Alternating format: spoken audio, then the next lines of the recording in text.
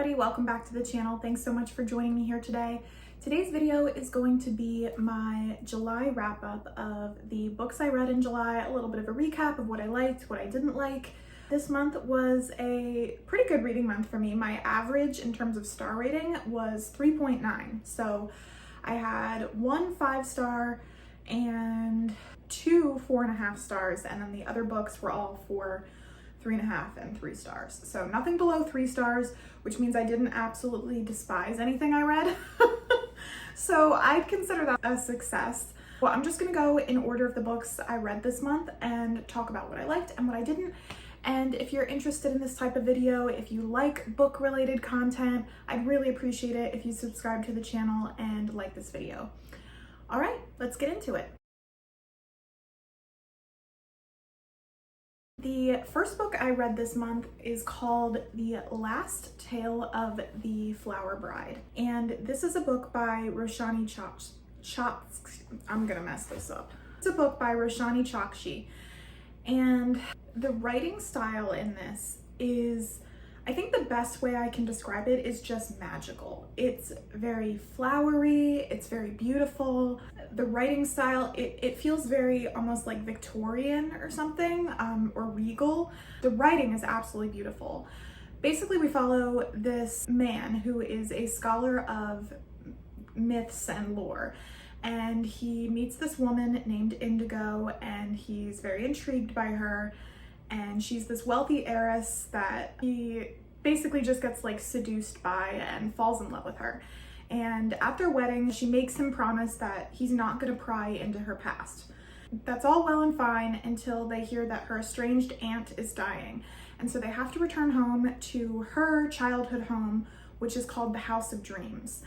While they're there, her secrets and her story is just too much for our main character to resist, so he ends up kind of prying and doing the one thing he said he wouldn't do. This is like a very whimsical fantasy. While the writing itself was really beautiful, like I mentioned, and the plot sounds interesting, this book read so slow for me. I was just so bored. I almost didn't finish it. It picked up, like, I would say in the last 2/3, and that was the part that I found like more interesting. The main kind of character, Indigo, is just like the worst person. And so she is like not a likable protagonist in any way, at least not in my opinion. There's kind of this side plot, and the reason that the husband is so intrigued by Indigo is that his brother had mysteriously disappeared in the fairy world, or so he thinks, potentially. And Indigo kind of, I guess, gives him that like fairy vibe, and so he's very intrigued by her. But the whole like side plot line of his brother and like his brother being missing and stuff, it just felt really unnecessary to the story. And honestly, I gave this book 3 stars. The writing was really beautiful, and that's what saved it for me. But in terms of the story and like the plot and everything, I'd probably give it like 2 stars if it wasn't for the fact that the writing is just so good and just really beautiful and pleasant to read. But yeah, it was just kind of an awkward read. It was one of those ones that I thought I was gonna really like when I first got into it, and it just kind of was dragging, and like I said, I almost didn't finish it. So I didn't start the month off very strong. This one was 3 stars, but we did improve a little bit from here. The second book that I read this month is A Tree Grows in Brooklyn by Betty Smith. And if you're unaware, as I was, I'd never even heard of this, which is shocking because it is a classic novel. I think a lot of people end up being assigned to read it, or you know, just read it on their own. But I stumbled across it somewhere on Book Talk. Someone had mentioned it, like reminded them of Folklore or something. So Folklore is one of my favorite Taylor Swift eras. So I don't know, it or Evermore, I forget what it was. Anyway, I picked it up. I gave this 4.5 stars. This is such a fantastic read. I truly understand why it's a classic and why people would, you know, be assigned to read it and whatnot. Basically, we follow the life of 11-year-old Frances Nolan, and she is living in Brooklyn, New York in the early 1900s, and her family is extremely poor. And we follow her life from the ages of 11 to 17 and kind of everything that happens in her family and her community in that time. It's an incredibly long book, which is why I probably gave it 4.5 and not 5 stars, if I'm being honest.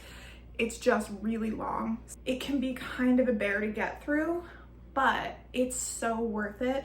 Francie is like such a sweet little girl, like when we first meet her, and I think like one of the interesting things about this book is that it does a good job in terms of a coming of age story of showcasing the light of childhood that sort of dies, like when we kind of lose that sparkle. But Francie never loses hope and never stops working towards her goals. And one of them being education and continuing her education, even though she has to work and, you know, she has this little brother that she has to care for to some extent, and a lot of things happen with her family. If you want to feel very grateful for your life in any way, shape, or form when it comes to the extreme poverty that is described in this book, I would highly suggest reading it. It's one of the most impactful classic books that I've ever read, and I had to read quite a few in school, obviously, and I do have some favorite classics, and I think I would put this at the top of the list with those. This is just such a good book, and it really does like delve into a lot of the issues that were happening in society at the time this book takes place, which is, like I said, early 1900s. So really showcases like lack of women's rights and kind of like the disdain with which the poor were viewed in society.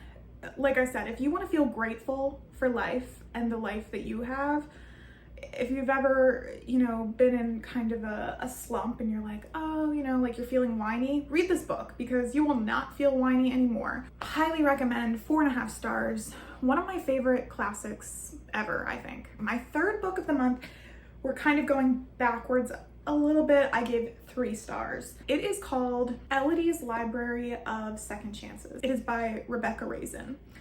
I read this as an ebook. This is a Hallmark movie in a book. If you like that sort of thing, you would like this book.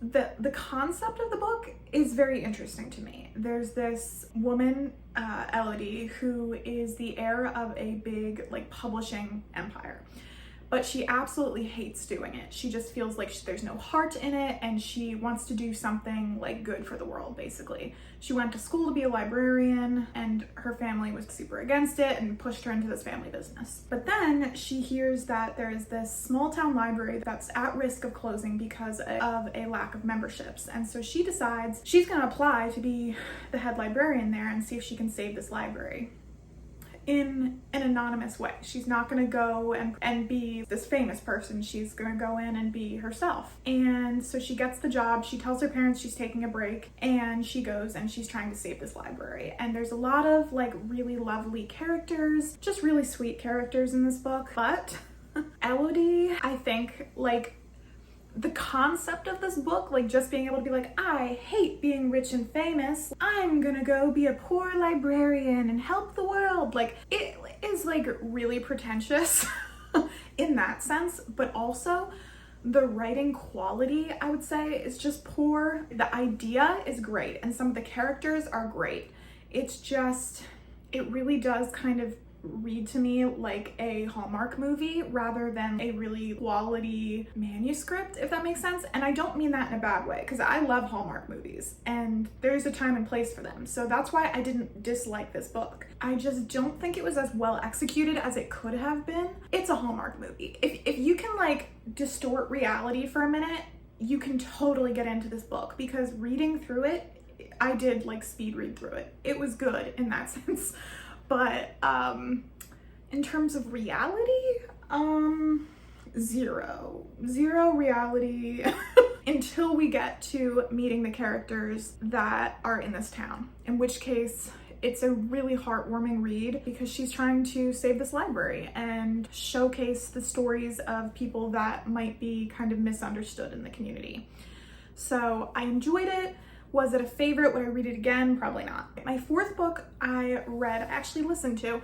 This was one of 2 audiobooks I read this month, and it was called The Farewell Tour by Stephanie Clifford. And this was, I would say, like a slight increase in rating. I gave this one 3.5 stars. I went into this with super high hopes. The premise seems really interesting. We are going on this final farewell tour with this country musician who's been out of the spotlight for a really long time and gets a diagnosis that means she won't really be able to sing anymore. So she decides she's gonna go out on this tour. So we shift perspectives from the tour to also literally her entire life from the ages of like 6 to where she's at now, which I think is like roughly 60. Mostly, I wasn't expecting for this to be as historical fiction-y as it is. We are hearing about her in terms of like her experience with World War II, her experience with the Great Depression, her experience having to work really young, her experience, you know, where she was when Kennedy was assassinated, and like all of these like very big historical events, and it reads very much like a historical fiction novel, which I really thought it was gonna be heavier on the touring aspect of it, which that's part of it, but I actually don't feel like that's the majority of it.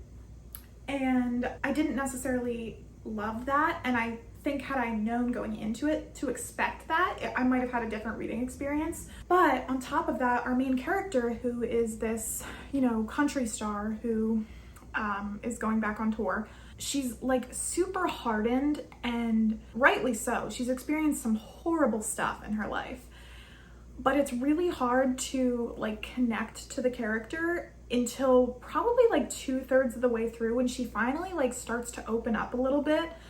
And because of that, I just felt like it was a really slow read. Like it took probably till about 2/3 of the way through till I was invested in her and in what happens to her. She was just so hardened to opening up to anyone or anything that she was difficult to, personally for me, to understand. And I also think this is a super, I had no idea going into this. I think it's really important to give a trigger warning. This is a story that involves sexual assault. So I think that's important to put out there, because again, had no idea that was even coming at any point when I picked this book up. So it's a heavier read than I thought it was going to be. I thought it was going to be more of a lightweight, like my final tour. That's not at all what this is.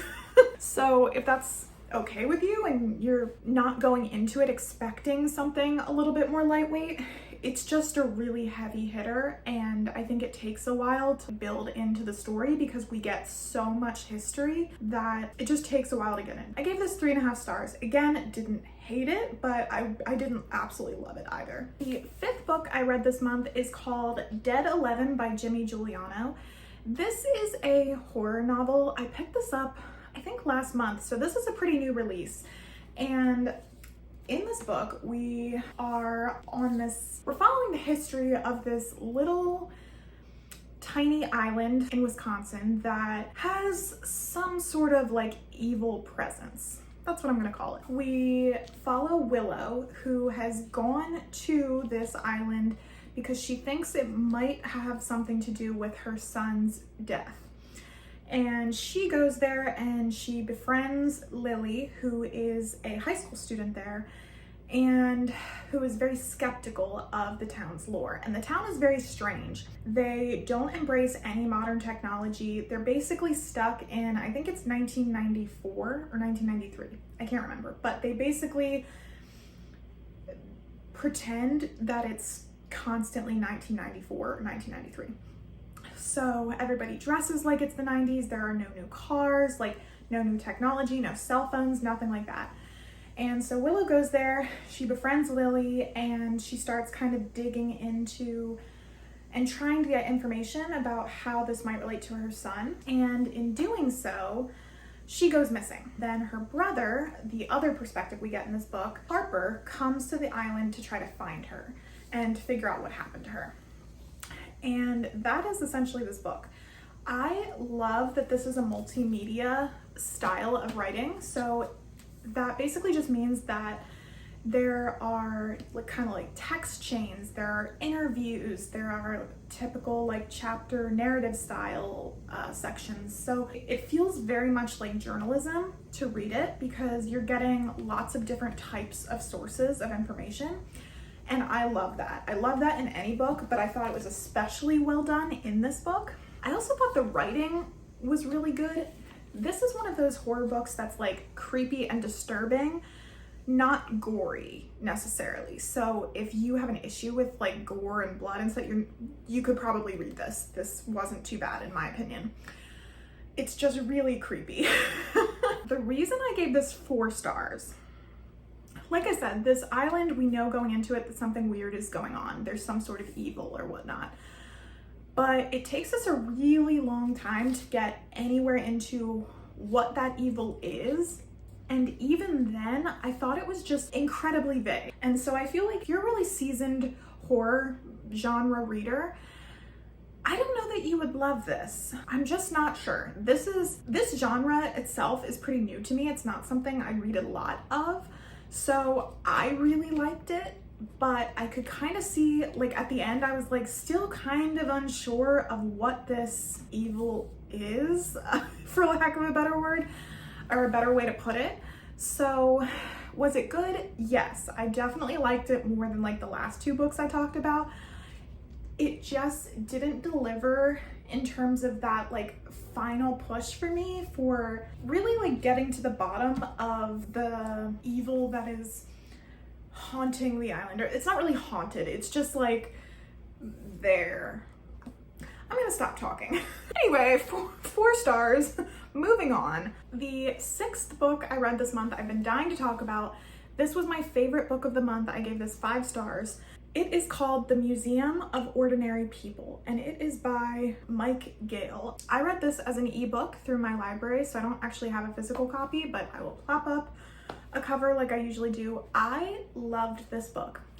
Let me tell you, this is such a heartwarming, well-written book. It's about our main character, Jess, who has recently lost her mother. And she has to go and like clean out her mother's home, and in doing so she gets rid of a ton of stuff, and obviously, you know, it's a really difficult experience for her, and it's difficult for her to have to give things up that were her mother's because they remind her of her mom. She's able to give up quite a bit, but for some reason she cannot let go of these vintage like 70s encyclopedias that her mother had given her when she was a little girl. And they just hold like a lot of nostalgia, a lot of meaning for her. She just like really can't give them up. And despite the fact that she has nowhere to put them, because she lives in a dinky little apartment in London with her boyfriend who hates clutter and is the worst, to be honest. But anyway, she ends up taking them with her. She's like, what am I gonna do with these? I can't keep them in the apartment. I don't have anywhere to put them. And she finds that there is this place called the Museum of Ordinary People that this man had started, and he had started basically collecting things that might have been thrown away if there was no other place to put them. So things that mean something to individual people and families, but to other people might just look like miscellaneous objects or, you know, garbage or whatever it may be. But this man had passed away and left the entire museum and business that was like attached to it to this guy. And our main character Jess finds the museum and decides she's gonna like donate the encyclopedias to the museum. And while she's in the process of doing that, she talks her way into becoming the curator of this Museum of Ordinary People. Because right now it's basically just a bunch of old stuff in a closet that hasn't been well kept or, you know, anything like that.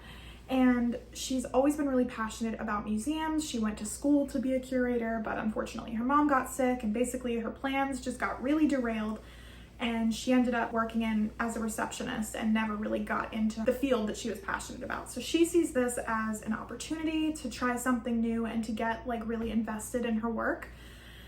And in doing so, she learns a lot about herself, learns a lot about, you know, dealing with grief.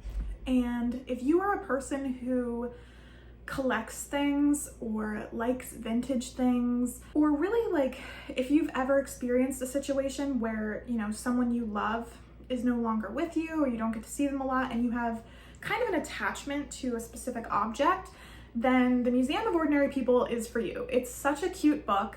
This is also a Hallmark movie book, but it's just really well done, really well written, and there's a kind of a big twist in terms of the plot that I didn't see coming. There's a lot going on, but it all just seamlessly ties together, and I loved it, and it was just such a cozy read. It feels like a cup of tea for your heart, you know? It kind of rips you apart a little bit in there for a little bit, but then at the end, everything is just, it's just such a sweet, happy ending. And I mean, I love that. So again, it's a Hallmark movie, but actually like incredibly well done. So that was my favorite book of the month. I gave it 5 stars. Highly recommend it. It actually has pretty high Goodreads rating too. And not that that means everything, because to be honest, every book is different for every person, but I absolutely loved this. And a lot of people felt the same way when I was reading through their reviews about it. So that was my 6th book of the month. My 7th and final book of the month is called Era of Uncertain Magic, and this is by Charlie N. Holmberg. This book right here is the sequel to Keeper of Enchanted Rooms, which I read earlier this year. And the sequel, this one, just came out, I want to say in March? No, I think it was April. And I hadn't read it yet, and I love to read sequels as close together as possible just so I don't forget and have to like reread the first one before I even get into the second one. This was such a cute book. I gave this 4.5 stars. I believe I also gave Keeper of Enchanted Rooms 4.5 stars. I'd have to look back at my reviews to be sure, but I'm pretty sure I did. And we follow our same characters who are absolutely lovely, Hulda and Merritt. And they are back with kind of another mystery. So Merritt is trying to figure out this newfound magic that he has, and in doing so is also learning a lot about his family. And so that's kind of his storyline in this book. And then Hulda is up for a potential position as the like Boston division of the London Institute for Keepers of Enchanted Rooms or something. Basically, the acronym is BIKER. She's up for their director position because mysteriously her friend, the previous director at the end of the last book, kind of vanishes and disappears and no one knows where she went. But she's not the only one who's up for the position. There's also this other man who shows up, and for lack of a better way to put it, he is suspicious. He's very sus. We don't really know what he's got going on. We just know he's sus. So that is the plot line. I love the characters in this book. They're all just so sweet. Our character Owen, at least I think that's how it's pronounced. Spoiler, please skip ahead if you haven't read the first book. In the first book, he was the spirit of the home. In this book, he is a dog in the home. Because of what happens in the last book, his spirit is now in a dog. And so like the dog and Hulda and Merritt and kind of like the little family they have going at Wimbrel House, which is where Merritt lives. It's just so heartwarming and such like a cozy fantasy. There's obviously some stakes because there is a villain, but the reason I gave this 4.5 stars and not 5 is because I didn't find our villain as compelling as the villain in the first book. And I feel like typically for me in series, at least, that is the case. Like it has historically been the case for me, but this book, it's just so good. If you love historical fantasy type books, you will like this. If you want a cozy kind of mystery fantasy, this is perfect and I highly recommend it. All right, I think that is it for this video. I've talked for freaking forever about all these books, but honestly, it was a very good reading month and I'm really happy. Like I said, I only had really 3 stars and up. So for me, that's pretty good. I'm really looking forward to what I have planned to read in August, and I will probably have a reading vlog up for you next, so keep an eye out for that. And if you enjoyed this video, I'd really appreciate it if you subscribe to the channel. I think that is it. Thanks for watching, and I will see you all very soon.